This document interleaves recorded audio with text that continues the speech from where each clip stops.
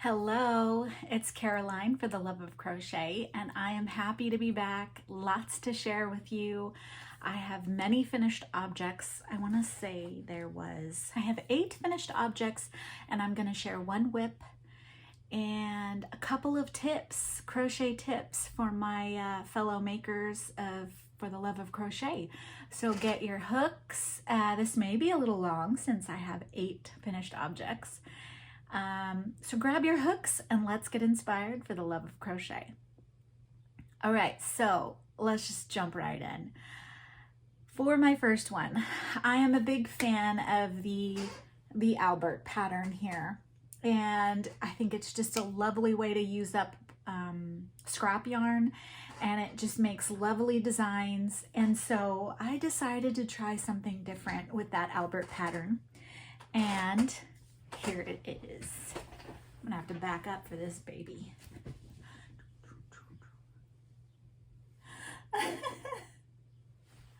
This is Big Albert. Dun, dun, dun. I used a very thick weight yarn and a variegated yarn. And when I first saw I started out with this blue, but I didn't have any more. So I saved some for his arms, but that was it. And so I was using up some very thick yarn. I want to say it was a number 5 or 6 weight. And I paired it with one of those super variegated, colorful, bright yarns. And this is the effect I got. I think it came out super spectacular. And I think his name should be Spectacular. And when I saw that he was blue, red, and then I had white, I was like, red, white, and blue bear. And so I know 4th of July is coming, so I thought maybe he should be little firecracker Albert. And I was having a hard time thinking of a name, so if you have a 4th of July name for Big Albert here, drop it in the comments. I'd love to hear your suggestions because I'm having a hard time figuring out what's cool. Mr. Spectacular, fire something, fireworks, spark, I don't know. I'm having a hard time. So he is massive. Now, Crochet Mom for Life was trying this pattern out, and she was saying that he was coming out wonky. This one came out wonky too. And he has like a puffiness here. And now this is from me not stuffing it. I did not stuff it properly, so he has a little bit of a flat bottom. It's a flat butt Albert. Anyway, so yeah, he came out a little wonky, and I think partly it's because I do struggle with that pattern in the sense that I don't know what his beginning chain is. So if you have this pattern, if you bought it because of me, if you have this pattern, help me out. And I'm trying to figure out what the starting chain is. And then throughout the pattern, he'll change where the starting chain is. And so maybe I'm just not getting it right. Now you can't tell with those ones because they're so small and they just fit nicely. But with this one, I want to say that there's a decrease here in the middle to give him that point, as well as the growth for the ears, because this is a no-sew pattern. In fact, you could probably even figure out where to crochet in the arms so you don't even have to sew those in. But this is Big Albert, Big Albert pattern. I really like him. He was a lot of fun to make. He used up quite a bit of yarn and a lot of stuffing, and I still didn't stuff him properly because I didn't want to put it in. So yeah, this is Big Albert. Let me know what you think, or drop those names in the comments. Okay, so that's one. Okay, but for the crochet tip, let me grab them back. I used the felt eyes, And look at that sparkle. And I just thought it fit perfectly for the 4th of July because he has stars in his eyes like fireworks. And yeah, I want to encourage you that if you have the same problem as me, finding safety eyes or not getting enough of the big size, or they're just a little pricey, is making your own felt eyes. Now, these eyes, of course, I bought off Etsy, and I believe they use a Cricut machine to cut felt and layer it. I don't know how they do it. I have a Cricut machine. I have to learn how to use it. I would encourage you maybe to get some googly eyes. I also have this ruler so you can cut felt, and you can buy this at Michael's, I believe. It's for journaling, and look at all the shapes you get. Oh, I don't think that helps. But you have all the hexagon or octagon. How many sides we got there? Hexagon. And we have triangles, squares, circles, and then of course you can make these half circles. We have a star up here. I would encourage you to get some felt. I picked up 3 sheets myself. This one is a very flimsy one, but it has a little glitter to it. This one is glittery too, but it has a back that sticks. So that's why it's maybe thicker. I also picked up white to give that detail of the whites in the eyes. And I also saw these, I believe, at Michael's or Dollar Tree as well has them, but these little hearts, and they have stickers. And you know what? You can probably find circles, pre-cut circles in felt already. So it's just a little encouragement. Get creative, see what kind of eyes you can come up with. Share with me what worked for you. I would love to hear. I'm thinking about trying it, which is why I went ahead and picked up some, because I have a hard time finding bigger eyes for my bigger amigurumis, especially the safety eyes. I feel like the backs never fit on anything I buy, so I'm having a hard time with those. So that is my tip 1 for crochet tips. Now, onto my second finished object. I just love those eyes though. They did a good job. And Aliana Lay, I think is her Etsy name, and I also used another Etsy, and I will drop all the links I can down below. All right, on to the second one.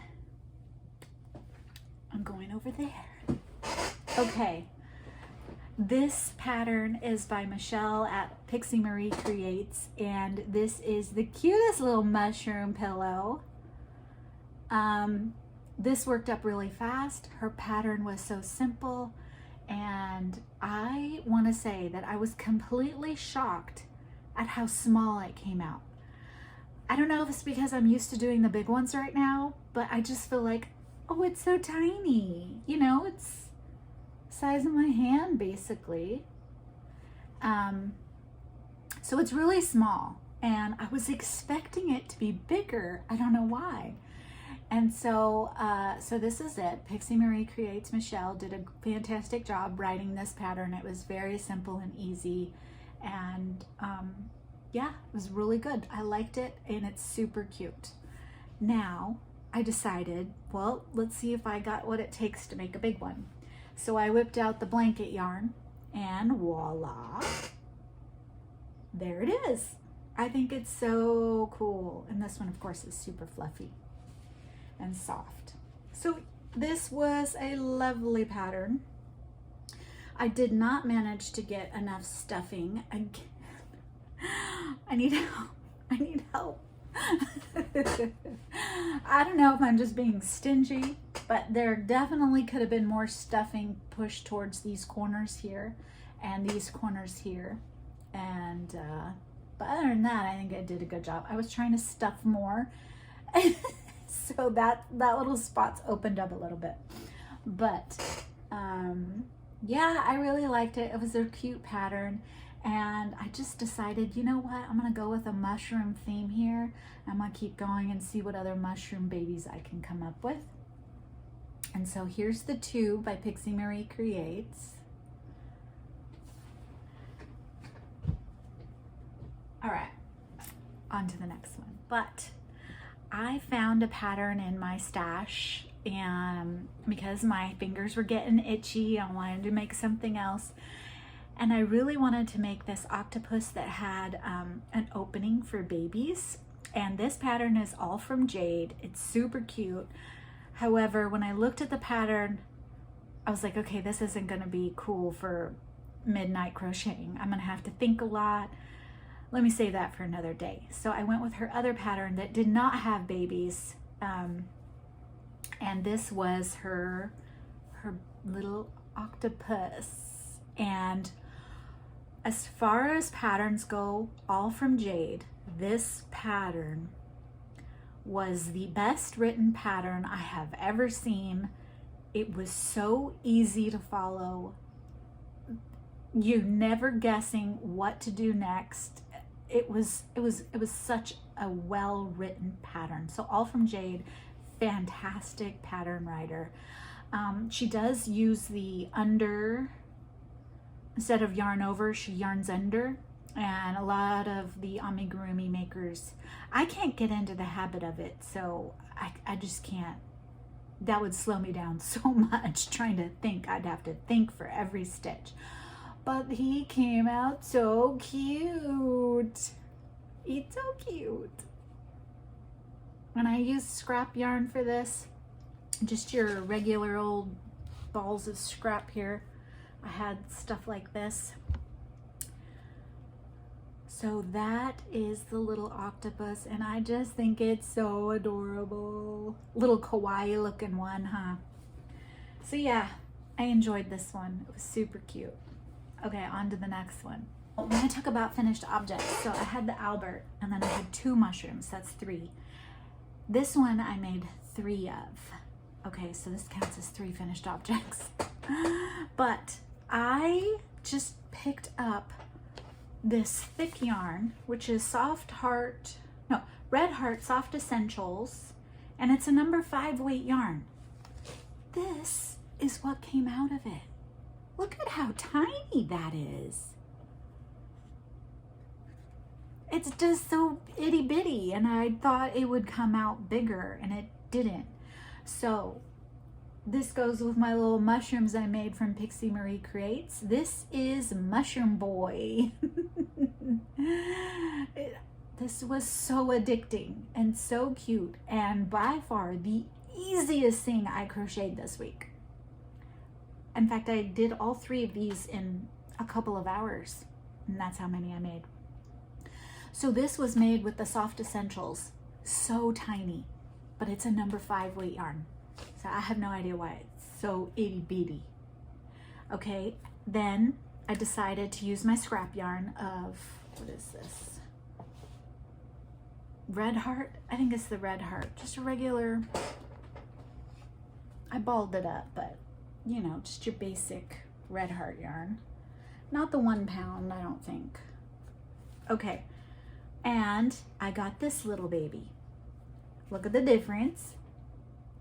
But this I doubled up. So I used 2 strands to make him. I wanted to make him bigger. And so I doubled up the yarn of this, and I doubled up the yarn on this. And so he came out a little bit bigger. Little Mushie Boi too. And of course I decided to, use my scrap yarn. Here is 2 different colors of purple, and then here is just the same color, lavender looking color. And I think this is my favorite. He's so cute. And then I decided, let's go bigger. And I made blanket yarn version and Mushie Boi. This is such an easy pattern. It's easily memorized. You can pick up the pattern in no time, and it'll be logged in your brain. You'll be able to make these things anywhere because you have it in your brain. It's so easy. So yeah, I just had some leftover of this yarn from my mushroom pillow, and then this I had donated to me, so I used it up. I only put 3 spots on this little guy. So this is Mushie Boi 3. and much bigger. Let's see if I can get a picture of mushrooms. Oh, I can't. So yeah, this was a lot of fun to make. Super cute. I think the longest thing was taking on, putting on these little babies. That goes for my second tip, my second crochet tip. I will insert a video here. Okay, pardon my mess. Okay, so I wanted to show you that this is the Susan Bates weaving needle, and it's a 5-inch, so it's much longer than your average amigurumi, or weaving in ends needle. So it's a 5-inch one. And then I wanted to show you that beginning tip. So I wanted to sew in this mushroom, but without having to put little needles or anything. A tip is you take your beginning thread, your beginning tail, you put that in, and then place it wherever you want on your mushroom, and that will place your piece right where you want it, and then you can take your ending tail to weave it in. And I just thought that's neat for placing your amigurumis placement using that beginning tail. Okay, so yeah, I love that tip of using the inside and that long needle. It's my favorite. Okay, so if you've been here with me, welcome back, and if you're new, thanks for joining us. I share all my makes, all the things, patterns, tips, anything that I value in crochet or can share the love of crochet. It's gonna be on this channel. So thanks for joining us, and this goes on to my next finished object. I mentioned this in a previous video, and that was my stitch markers. Well, let's just get them right. This is my little stitch marker thing. I don't know where they go. They just disappear. Maybe the vacuum eats them. These are my favorite. They're the thick ones. These I despise. These little metal ones, they'll stab you and make you bleed. So I hate these ones.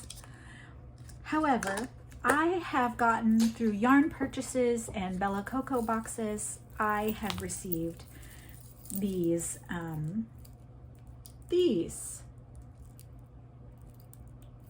stitch markers, progress keepers. You can use them in your makes to show where you want to place things, to hold your spot, anything. So, but they had these little claws, these itty bitty teeny ones, like this. These will not fit on yarns that I use most of the time. So I went and made that purchase that I showed in my last video, and I got these large ones, and these I can use. So they can fit a big piece of yarn, and it doesn't matter, they're so light. And so yeah, now I will have more stitch markers to use, because these will be more useful to me than these itty bitty teeny ones that fit into nothing.